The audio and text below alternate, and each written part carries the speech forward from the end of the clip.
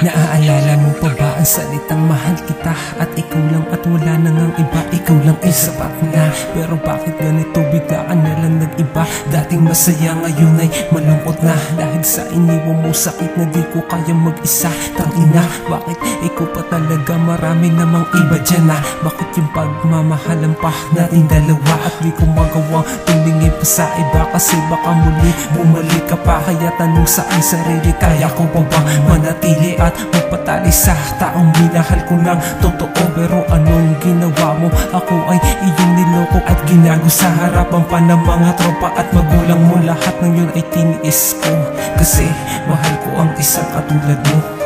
Sa buhay kailangan natin sumugal, kahit alam natin walang kasiguraduhan ang magiging resulta ng laban.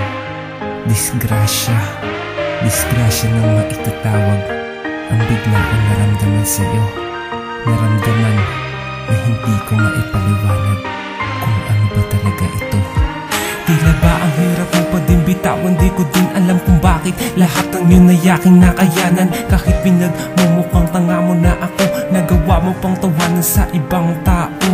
Ko pa nalalaman ang mga kalokohan mo. Dahil sa mahal kita ay tiniis ko ang mga balitang ako ay ginagago mo. Pero di ko pinasin, baka kasi naninira lang sila sa iyo. Kaya nagbingi-bingihan na lang ako kahit alam ko lahat ng yun ay totoo. At masisisi niyo ba ako kung nagmahal lang naman ako ng totoo? Pero sa huli ako din naman pala ang talo, dahil minahal ko di pala kaya makontento kung ano ang meron sa iyo. Kaya salamat dahil naging parte ka rin ng buhay kong ito. Kaya paalam sa iyo.